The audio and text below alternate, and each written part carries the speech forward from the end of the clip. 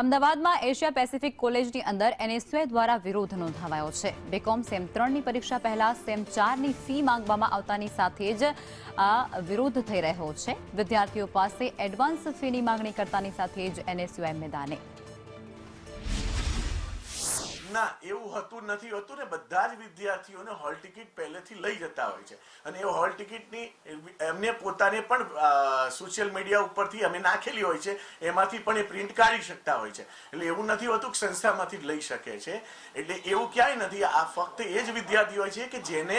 Next સેમિસ્ટરમાં એટલે કે fees ભરે તો સ્કોલરશિપ એમની આખા વર્ષની પાસ થાય એટલે એવા 20, 25, 50 વિદ્યાર્થીઓ હોય કે જેને સ્કોલરશિપ માટે સ્પેશિયલ રિસિપ્ટની જરૂરિયાત હોય એવા વિદ્યાર્થીઓ અરજી આપીને એ કરી શકતા હોય છે। તમે કહેતા હોય તો એવા વિદ્યાર્થીઓની અરજી પણ અમે તમને બતાવી શકીએ છીએ। એવા 25-50 વિદ્યાર્થીઓ અરજી લખીને આપેલી હોય કે મને ફીસ ભરું છું અને મને મારી રિસિપ્ટ આપો કે જે મારે સ્કોલરશિપમાં જરૂરિયાત છે તો અમે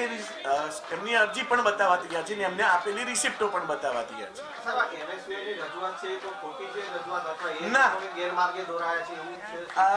એમનો આ પ્રશ્નની બાબતમાં કદાચ મિસઅન્ડરસ્ટેન્ડિંગ હોઈ શકે છે। એમના બીજા પ્રશ્નો છે બરાબર છે એ પ્રશ્નોની પૂરતી માહિતી મારી પાસે નથી અત્યારે એ માહિતી કદાચ 2-3 બીજા પ્રશ્નો છે એ માહિતી હું આજની તારીખમાં લઈ અને કદાચ સત્ય હશે કે જેમ પરીક્ષામાં એન્ટ્રી લેટ હોય 10 મિનિટ 15 મિનિટ તો વિદ્યાર્થીને એન્ટ્રી નથી આપવામાં આવતી તો એ યુનિવર્સિટીના નીતિ નિયમો ચાલતા હોય છે એમાં સંસ્થા કે એમાં એક્સટર્નલ એક્ઝામિનર જે આવ્યા હોય એ પોતાના નિયમો ચલાવતી હોય છે એમાં સંસ્થા કશું જ નથી કરી શકતી એમાં સંસ્થાના હાથમાં કશું નથી હોતું।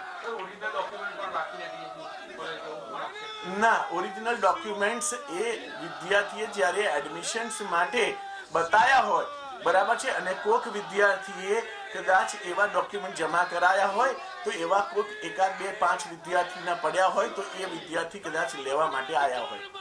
બાકી કદાચ કોઈ વિદ્યાર્થીના ઓરિજિનલ ડોક્યુમેન્ટ જમા હોય જ નહીં સંસ્થા પાસે।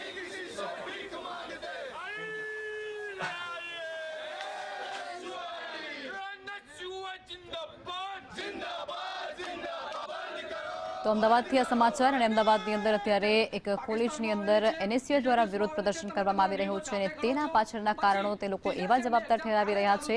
કે પરીક્ષા પહેલા જ ફી વસૂલવામાં આવી રહી છે સેમેસ્ટરની।